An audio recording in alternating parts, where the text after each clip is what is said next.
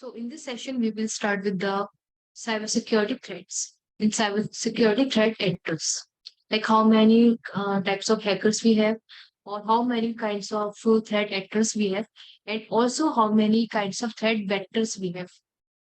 Okay, so we will discuss the threat actors.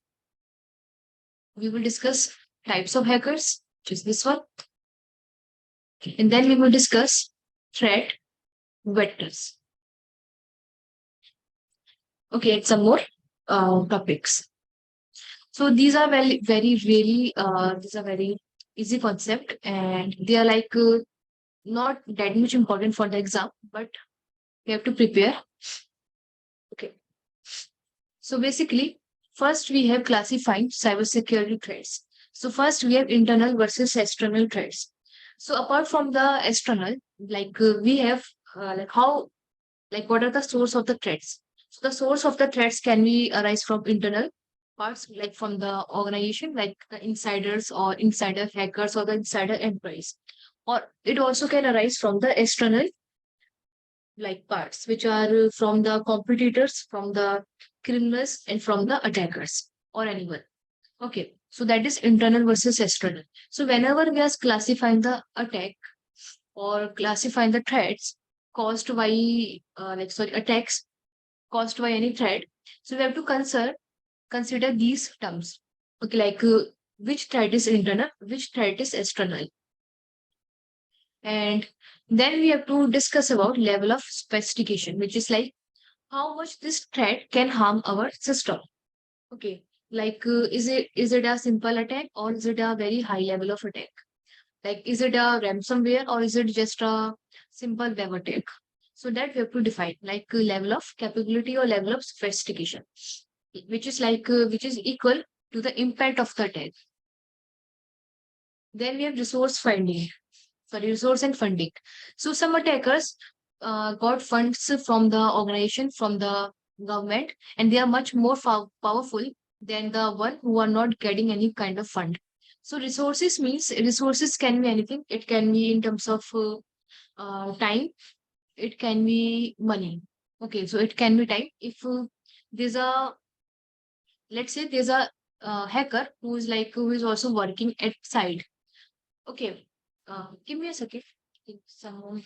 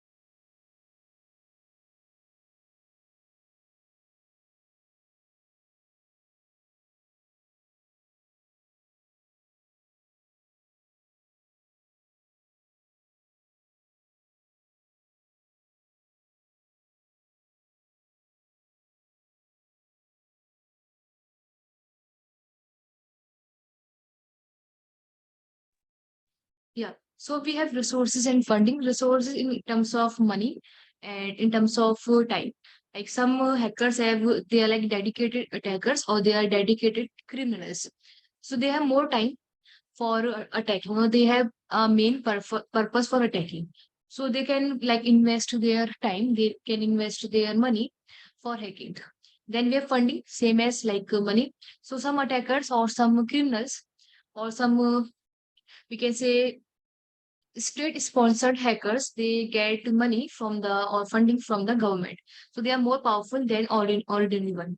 Then we have intent and motivation, which is like what is the motivation behind your attack, that also matters.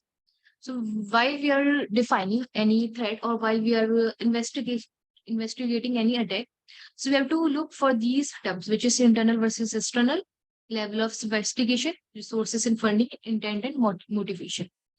Then we can conclude like what kind of a threat it is, or what are the motive behind this threat or this threat actor, etc. Okay, that is classified cybersecurity threats. Then we have types of hackers. So we have three types of hackers, which is black hat hackers, white hat hackers, and gray hat hackers. So white hat is like the hackers which protects your system, or whatever they do, they are doing for the by taking the permission, or they are doing in a legal way or in an authorized way. That are white hat hackers. Even if either they are protecting the system or they are attacking the system. So whatever they are doing in the authorized way. So they are known as white hat hackers. Then we have black hat hackers, which are unauthorized hackers.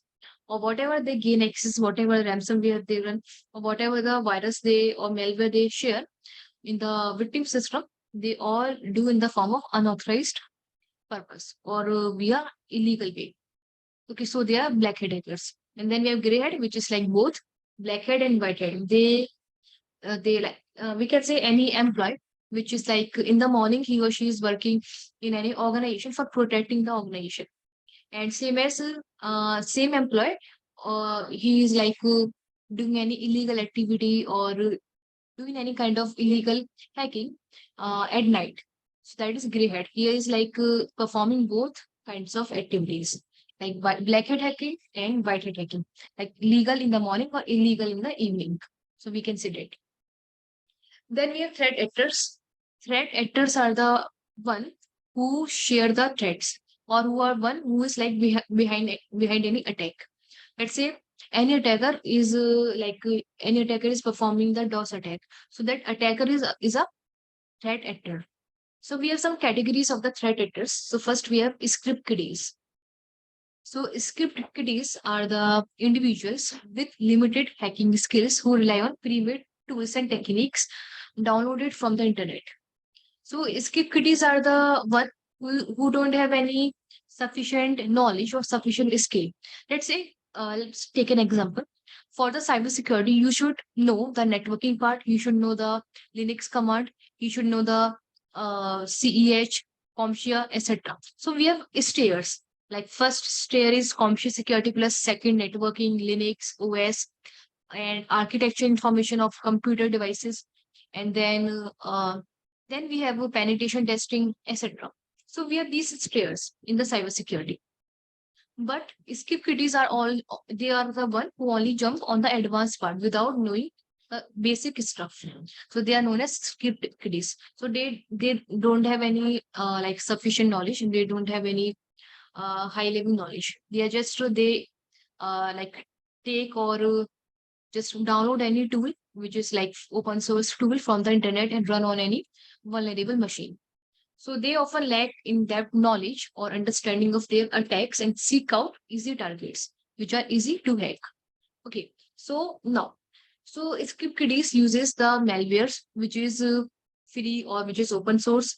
They use some other hackers tool. So they uses some other like tools for hacking the other system. So even they don't know what kind of script they are running. They don't know what kind of attack or what kind of technique they are using. That are known as script kiddies. So despite their prescribed low threat level, two reasons make them significant. First, easily accessible hacking tools allow them to conduct like attacks like DOS attack, viruses, trojans, and ransomware.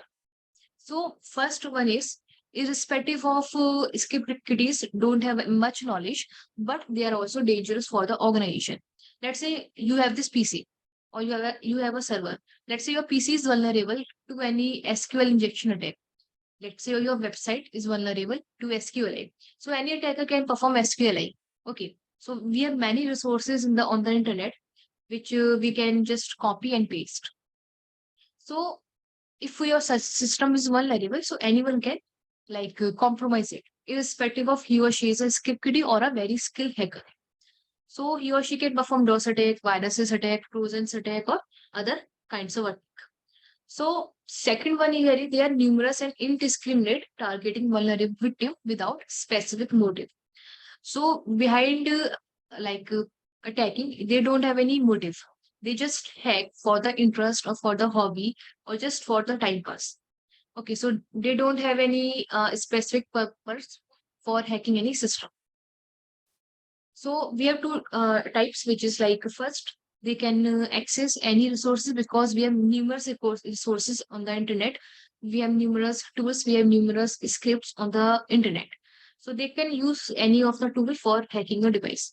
Second, they don't have any specific purpose. So they don't choose any target by any purpose. They just randomly choose any target. So script kiddies typically attack on the show to showcase their skills and might choose targets which is like most vulnerable or which is like easy to hack.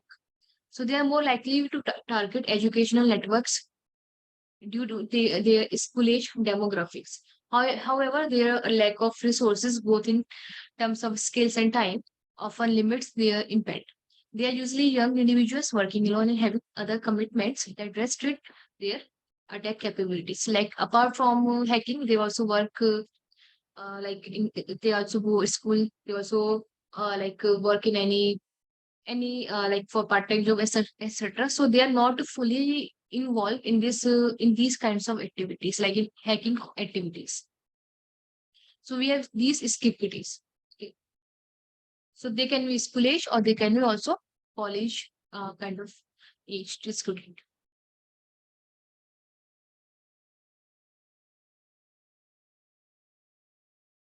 Then we have hacktivist, which is like hacktivist utilize hacking technique to advance activist causes. Like hacktivists are the hackers who hack for the political causes, for the ideological causes, or for the religious reasons. So they hack for these terms, like for the political welfare, for the even for if they want to go against politics, then also they can hack. Also, they hack for the religious purposes, etc. So often defacing websites or targeting networks for political or ideological reasons. Their characteristics is that their belief that their actions serve the greater good even if they break the law. That is like the main part. The main point here, they think that whatever they are doing, it is for good, and irrespective of whatever unauthorized activities they are performing. So due to their activist motives, traditional deterrents may not be effective against activists. So we know what are deterrents. So whatever the whatever we say to these activists, or whatever how much we can convince, that is of no use, because they are just like their mindset is like they are whatever they are doing. There's a very good reason behind it. They are willing to take risk even if it means being caught, as they view such risk as badges of honor for their cause, just like for whatever they are doing. Even they are also known as suicide hackers. So suicide hackers are the hackers which perform the illegal activities, and they are not worried about the consequences. Let's say if any hacker hacks any the bank website, so he or she is not like he or she is not worried about whatever the consequences is. So these are also known as suicide hackers. So hacktivists are also a kind of suicide hackers. So hacktivists exhibit varying skill levels ranging from skip kiddies to highly skilled individuals. So they are like highly qualified hackers. Some may hold cybersecurity jobs and engage in hacktivist attack in their spare time, which is in free time, posing a significant threat to their targets. So now hacktivist resources differ. Some work individually and some work in the group. And even some work individually with a limited resources. So, and some work in the group like Anonymous. Anonymous is a group which is like, which involves in many illegal activities. Okay, like they hack the PayPal, Visa, MasterCard, etc. in government agencies. So they also work individually, or they also work in groups with the extra resources. Then we have criminal syndicates. So organized crime has found its way into the realm of cybercrime, with various groups seeking financial gain. So these are the criminals who hack for the financial purpose. Like the main purpose of hacking is for gaining the financial, like for gaining the money, just like it. So These groups include traditional organized cyber families, outlaw gangs, and the Russia mafia, and specifically formed criminal groups focused on cyber crimes. So they are like the hackers who just hack for the money. Okay. So the driving force behind these organized criminal entities is the pursuit of illegal profit. Unlike activists or other threat actors, their motives are not political or ideological or any religious belief. They aim to amass as much financial gain as possible while avoiding attention.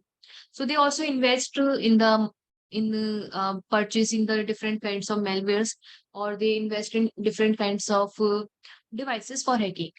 The main concept is they invest money for making the money. That is the mindset of the criminal syndicates. So we have like various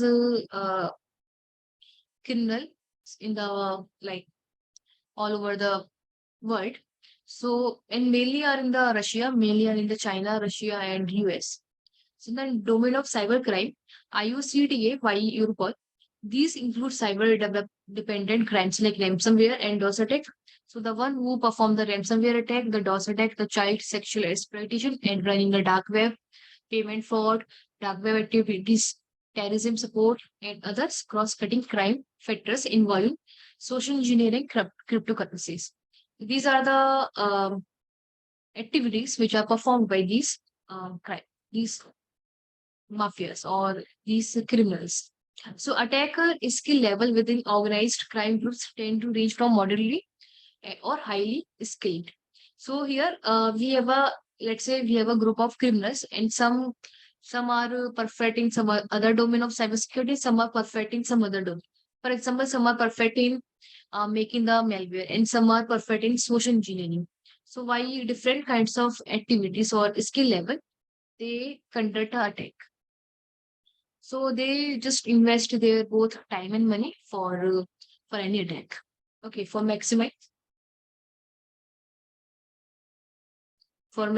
their returns. So these are known as criminal syndicates. Then we have advanced persistent threats, which is like APTs. So in the recent times, significant attention has been directed towards state-sponsored hackers activities. So we have advanced persistent threats are kind of threats, which is like advanced, which uses the advanced level of vulnerability or the code for hacking the system. Persistent is like making a long-term access to any system. Let's say creating a backdoor in any system, or making any malware persistent for a long time so that you can easily enter or exit that system, or you can easily stop that system without any further hacking, or like without hacking again and again. So that is like persistent, like which is like making your long-term access inside any system without knowing anyone. So here we have ATVs, which is like advanced persistent threats introduced by Mendinet, was coined to describe a series of cyber attacks initially linked to a Chinese military. So similarly, activities has been attributed to technology advanced countries globally. So these are the like APTs are very high level of malware. Even APTs like APTs are a malware which you can include in some other malware. Like you can include APT in the red, which is red. Okay, remote access trojans. So you can put APT in this red. So you can make your red advanced. You can make your red persistent, so that your malware can remain in the system for long term. So the term APT encapsulate key characteristics of these attacks. Firstly, they employ advanced technique rather than relying on readily available tools. Second, like they create their own malware, or they can easily bypass any firewall. They can easily bypass any security mechanism. That is a means of advancing. Second, they are persistent, which is like making a long-term access inside any system. So these are some reports which you can read, and these are some motivations behind the equities, which are any political belief, any economic or any religious agenda, or some are you like doing for that for the money, or for collecting any information from the different organization like competitors, etc. And also it also performed by the government for stealing the information of another state government during any cyber warfare or etc. or warfare. Okay, so these are known as APTs. Then we have zero-day attacks. Zero-day attacks are the attacks where you find the vulnerabilities which is not patched yet. Okay, let's say you have launched any software. Okay, so your software is now vulnerable to any kind of vulnerability, but that vulnerability is not yet patched, or you don't have any solution, or you don't have any update for that vulnerability. And if any attacker exploit that vulnerability, vulnerability is known as the zero-day attacks, or the process is known as zero-day attacks. So zero-day attacks are particularly dangerous because they are unknown to products, vendors, and therefore no patches are available to correct them. So whenever you're launching any software, or we have a softwares, and let's say you have a, let's say, iPhone 14. Now this is newly launched. So let's say you have found a bug, or you have found any vulnerability in this iPhone 14. So now this is known as a zero-day attack, because even the iPhone owners or the security professionals of iPhone they are also not aware about that bug. So this is known as zero-day attacks, and you are using that bug or vulnerability for your own purpose, or you are using that vulnerability for exploiting purpose. So it can be like arise in zero-day attacks can be arise anywhere. Like it can be arise in the softwares, in the applications, in the iOS, in the Android, or in the networking devices, and even in their hardwares. So APT actors who exploit zero-day vulnerabilities are often able to easily compromise their targets. Then we have insiders, which are like the company employee who is like hacking their own company. So the motivation can be anything. So insider attacks occur when individuals with authorized access to an organization system, such as employee or contractor or vendor, is hacking their own organization or launching the attack against that organization. So these attacks can involve revealing confidential information, altering data, or disrupting business operations. Okay, and the motivation can be anything. So the benefit for the insider are, because they are the insider, they are the part of the company, so they can access like relevant information, and they have easy access for the information of that organization.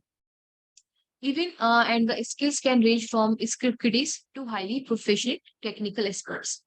Their motivation for their attacks also vary. Some are driven by the activist objectives, and some are for the financial incentives, or some are like taking that information and selling that on the dark web, or some are because of the personal issues, like for like if any employee is not getting the promotion after working hard, etc. So it can be any reason. So insider usually work alone, having limited financial resources and time. However, this status as insider grants them as advantage because they can have access to the resources of the company. So they can fetch any information from any system if they have access, and so it only depends on the role. If any employee who have the higher privilege, so he or she can do very, like he or she can cause the severe impact, because let's say your insider is only a database administrator. So a database administrator has access to database. So he or she can fetch data easily, and he or she can sell the data on the dark web. Okay. And it also depends on the job role or the privileges that you have given to any employee. Let's say any employee has least privilege. So he cannot do much, or he or she cannot do much. So always follow this approach, that is least privilege. Always provide least privileges to the employees. Okay. So always spread awareness, spread the consequences, or like if anyone goes against the policies of the company, etc. So behavioral assessment are crucial tool in identifying the potential insider attacks. So you can also purchase the behavioral assessment tools who check the behavior of the it's like the logs, like whatever, like which user is doing what on any particular system. Or you can also restrict the access to the systems, like no one can open the Firefox, or no one can open the Chrome browser, or no one can open any site. Okay. So collaboration between cybersecurity teams and human resource can help pinpoint insider displaying unusual behavior, allowing timely intervention before the security experiment. So we can just put the efforts of cybersecurity teams and human resources and managers to identify these insiders. So these are insiders, and then here we have competitors, which are they engage in the corporate espionage to steal sensitive information from an organization for their business advantage. So they are obvious competitors, which they can steal information by sending any employee to your organization, by sending anyone to even your organization, or they can also remotely access your system by any malware, etc. Or even they can purchase your information from the dark web also. Like let's say if any insider is selling your information, your organization information on the dark web, your competitors can purchase it. So they could involve stealing your customer data, your proprietary softwares, your confidential product development plans, or any valuable information, which can cause a very much harm to your organization. Competitors might use various strategies, including spreading the disgruntled insiders within your company, or procuring insider information from the dark web or an anonymous network known for illicit activities. So they can purchase your information from the dark web as well. So dark web markets facilitate the sale of stolen information without concern and how it was obtained. So it's let's say your website is vulnerable to SQL injection attack, your database. So let's say any attacker breaches or apply that SQL injection on your database, and he or she able to breach that information or fetch your entire data from your database. Now that information is very relevant or very important. So it depends on your type of website or type of database. It can be any payment information, or it can be any school or college information. And that attacker can sell your information on the dark web. Okay. So hackers breach a network and sell the acquired data on these platforms, which is on the dark web. Alternatively, insider might directly sell confidential information on the dark web. Remarkably, certain dark web markets actively seek to buy confidential data from corporate insiders, creating an accessible resource for competitors to purchase a company's information. So that is it.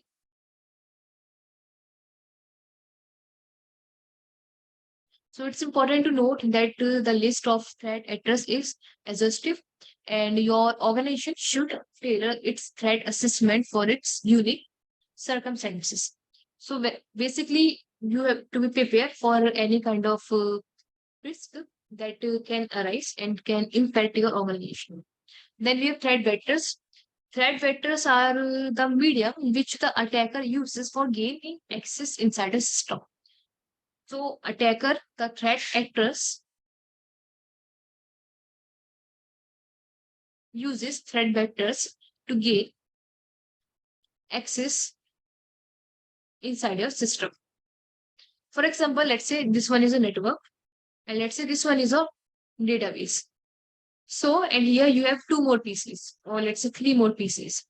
So the attacker first gain access to this PC, okay, which is PC number 1.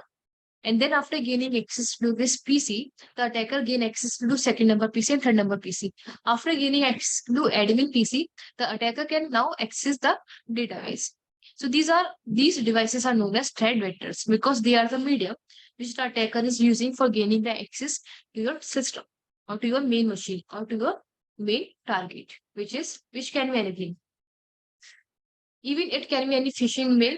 So the threat actors can use the phishing mail.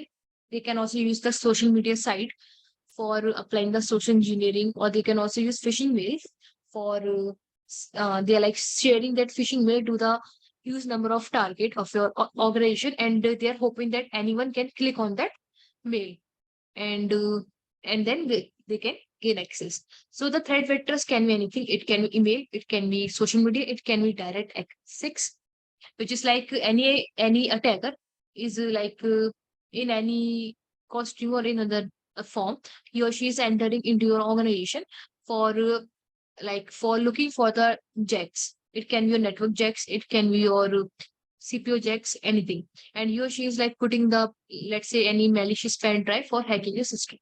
Means direct access means the physical access.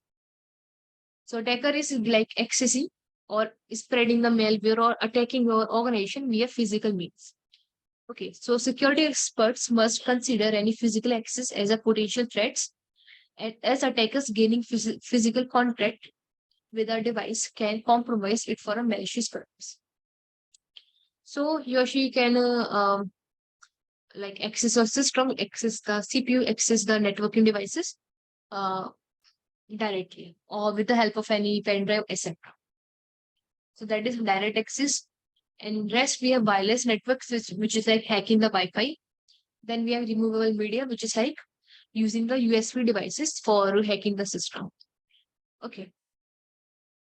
For the wireless networks, so wireless networks provide attackers with an easier way to access an organization's network. Attackers can exploit unsecured or poorly secured wireless networks without needing physical access to facility. So they can sit in your parking lot, they can sit in the canteen of your organization, and they can just crack the Wi-Fi password of your organization. So they can also gain access to your network via by cracking the Wi-Fi password. If the password is poor enough, so any attacker can easily crack. So cracking the wireless network is all about brute forcing the right password. Okay, if you are following the WPA security. Second, then we have removable media. So removable media like USB drives is another avenue frequently exploited by the attackers. They might scatter cheap USB sticks in places like parking lots or airports, hoping that someone will pick it up and plug into their computer out of curiosity.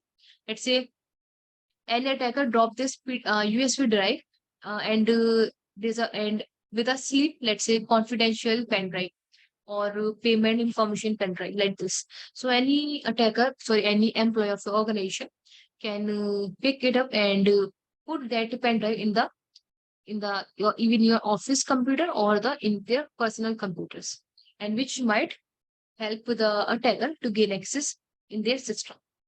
Then we have cloud. So cloud is also a very we have to consider about cloud. Let's say you are using the cloud services for storing the data of your customers. And let's say if there's a threat, or if the cloud service, let's say AWS or Amazon cloud services, let's say the data of that Amazon cloud services is breached by any means, so your customer data is also out, or your customer's data is in the hand of the attacker. So cloud services also the attack vectors as well. Okay. So attackers frequently scan popular cloud services for files with inadequate access control, systems with security vulnerabilities, or inadvertently exposed API keys and passwords. So cloud, we have many threats with the cloud services, mainly the AWS S3 buckets. So they are the buckets, or they are the cloud services which are like highly vulnerable to any kind of attack. So cloud was also the part of threat vectors, because let's say you are using any cloud services and your customer data is inside that cloud. So that is also the kind of risk you have in your organization. So it's crucial for organizations to incorporate the cloud services they are use. Whatever the cloud services your organization is using, make sure you are taking the services of the cloud from the verified organization. Okay. And also keep on checking the reports of the SOC analysis report of that cloud services providers, or also the risk management reports and business planning report, etc. of that cloud.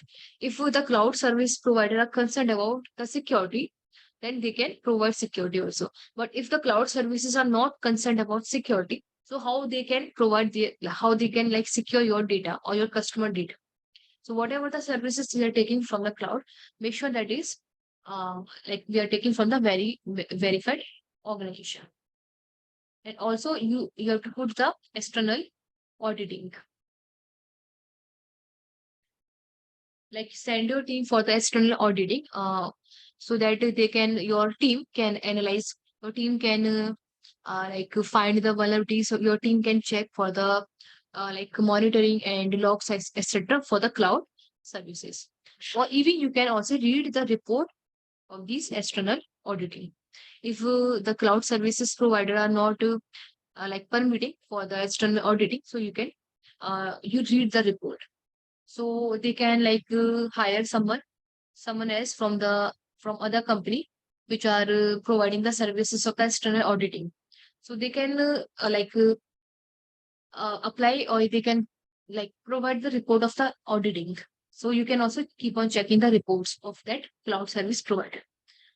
And that is you have to keep that term in the terms and condition of the organization.